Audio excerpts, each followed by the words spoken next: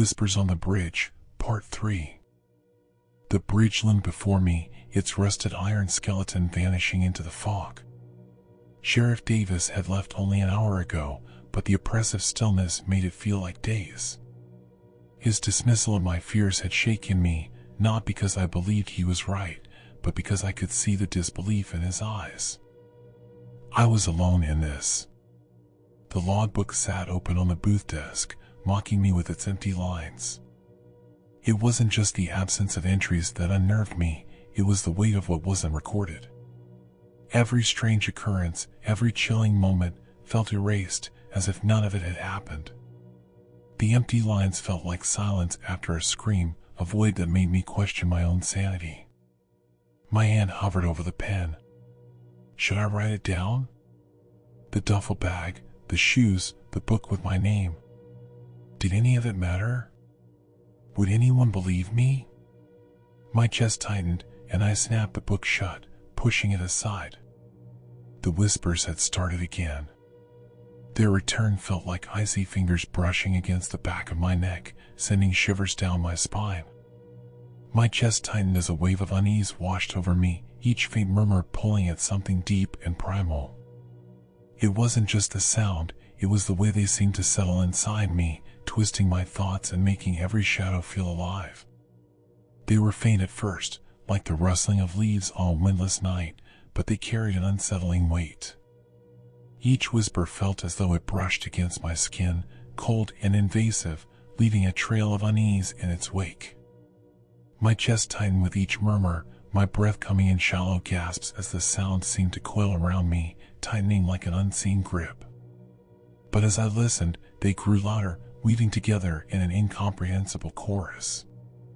My skin prickled. They seemed to come from the bridge, curling through the fog and slipping into the booth like a living thing. What do you want from me? I whispered, my voice trembling. The whispers didn't answer. Instead, the fog outside the booth thickened, swirling in strange patterns. Shapes moved within it, indistinct and shifting. My heart pounded as I grabbed the flashlight, its beam weak and flickering. The thought of stepping onto the bridge filled me with dread, but I couldn't ignore the pull, a compulsion as cold and relentless as the fog itself. I stepped out of the booth, the damp air clinging to my skin. Each step felt heavier than the last as I approached the bridge. The whispers grew louder, their cadence rhythmic, almost ritualistic. The iron rails glistened with moisture, and the fog swirled around them like hungry tendrils. Halfway across, I stopped. There it was. The duffel bag had returned, sitting in the center of the walkway as if it had been waiting for me. The air around it felt colder, heavy with an unnatural stillness that made every sound, even my own breathing, feel muffled.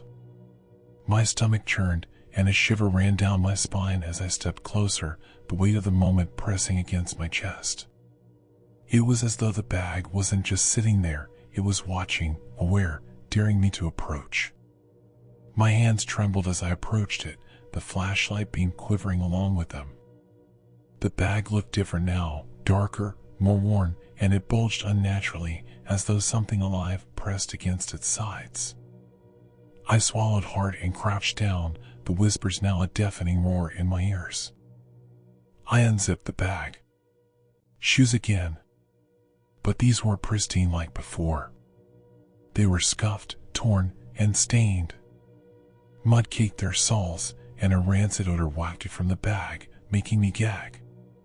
At the bottom, something glinted. I reached in hesitantly, my fingers brushing against cold, smooth metal. Pulling it free, I realized it was a key. It was heavy, its surface etched with intricate patterns that seemed to shift under the flashlight's beam. Before I could make sense of it, the whispers stopped. Silence. It was absolute, the kind that makes your ears ring. The fog seemed to recoil, pulling back from the bridge as though it had been startled. And then I heard it, a low, guttural groan that reverberated through the iron beneath my feet. I spun around, the flashlight sweeping through the mist. The figure stood at the edge of the bridge, shrouded in darkness. Its body swayed unnaturally, as though caught in a breeze that didn't exist. Long, angular limbs extended from a narrow torso, and its head tilted sharply to one side, the movement almost mechanical.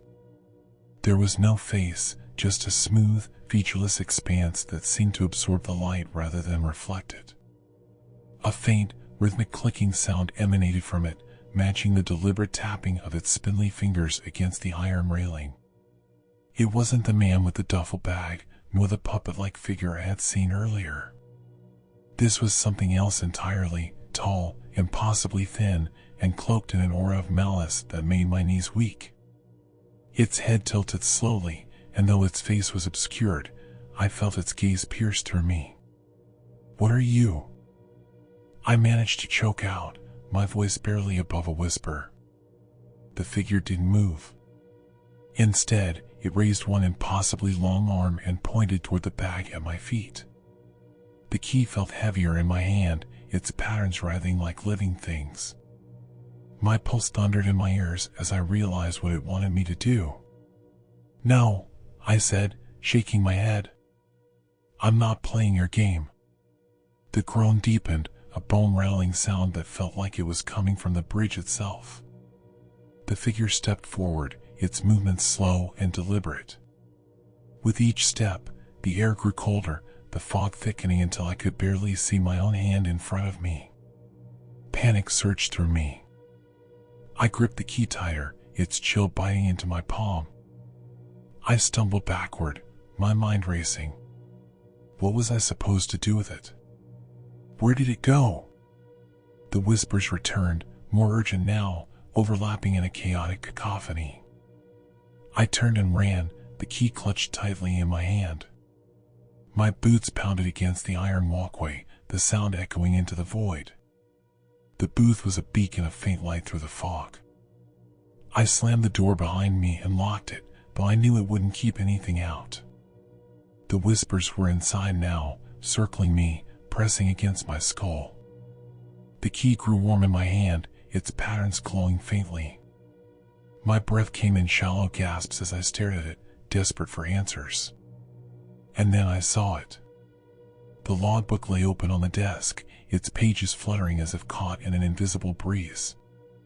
The names were changing, rearranging themselves in real time. My eyes locked onto the most recent entry. Daniel Reed, January 22nd, 25, accepted.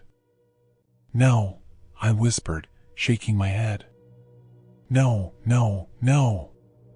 The key pulsed in my hand, a steady rhythm that matched my heartbeat. The whispers grew louder, forming words now, though I couldn't understand them. I turned to the window, and my blood ran cold. Figures were gathering on the bridge, their silhouettes barely visible through the fog. My breath hitched, my chest tightening as a crushing sense of dread settled over me. Each figure seemed to radiate an oppressive energy, making the air feel heavier with every passing second. My legs trembled, frozen in place, as an icy sweat prickled at the back of my neck. It was like being the target of countless unseen eyes, each one silently judging, waiting for me to make my move. They moved with a disjointed rhythm, as if fighting against invisible strings. Some were hunched and lurching, while others stood unnaturally tall, their heads tilting at impossible angles. Their outlines flickered and wavered, like shadows cast by a flame, and the air around them seemed to warp, distorting their forms into grotesque shapes that dissolved and reformed with every step. They stood motionless, their heads tilted as if listening. The tall figure was among them, its gaze fixed on the booth. My chest tightened as I realized they were waiting. I didn't have a choice. My legs felt like lead as I stepped out of the booth, the key clutched tightly in my hand. The figures didn't move, but their presence was suffocating. The fog parted as I walked onto the bridge, drawn toward a section of the railing where the metal had been worn smooth. The key burned in my hand, its glow intensifying as I approached. There was a keyhole. It was small, almost imperceptible, carved into the iron railing. My hands trembled as I raised the key, its warmth searing my skin. The whispers were deafening now, their words twisting and overlapping in a maddening symphony. With a deep breath, I inserted the key into the lock. The groan returned, louder than before, shaking the bridge beneath my feet. The fog surged forward, swallowing everything. I felt the ground shift, the air around me growing impossibly cold. And then, silence. When I opened my eyes, the bridge was gone. I stood in a vast, featureless expanse, the fog replaced by an endless void. The figures were still there, circling me now, their forms shifting and distorting. The tall figure stepped forward, its face finally visible. It was blank, a smooth canvas of pale flesh. It extended a hand, and for a moment, I thought it was offering me something. But then I realized it was waiting. I looked down at the key, now blackened and cold in my palm. I understood. This was the toll. One for the river. One for the bridge. My name was in the book. It had always been in the book. The realization struck like a physical blow, leaving me breathless. How many times had I passed this moment, oblivious to the inevitability of it all? My hand shook as I stared at the page, my vision blurring with tears. The book's presence felt suffocating now, as if it had been waiting for me all along, patiently recording my fate while I remained blissfully unaware. I was part of its story, a chapter long written, and there was no way to rewrite it. The figures closed in, and I let the key slip from my hand. The new bridge guard arrived a week later. He was young, eager, and oblivious to the whispers that would soon creep into his nights. The air seemed to hum faintly as he entered the booth, though he didn't notice it. On the desk, the logbook sat waiting, its blank pages carrying a subtle weight, as if anticipating the next story it would record. If he had looked closely at the corners of the booth, he might have seen faint smudges on the walls, like handprints, or caught a glimpse of movement in the fog just beyond the glass. But he didn't. Not yet. As he stepped into the booth, he paused, frowning at the faint smell of damp iron and something unplaceable, like ash. The air felt heavier here, almost expectant. He shook it off and sat at the desk, his hand brushing the logbook. For a moment, he thought he felt warmth radiating from its cover, but when he opened it, there was nothing unusual, just blank pages, waiting to be filled. If he had looked closer, though, he might have noticed faint indentations on the desk beneath his hand, the grooves of a name carved deep into the wood, Daniel Reed. The logbook sat waiting on the desk, its pages blank except for a single name. Jason Miller, January 29th, 25.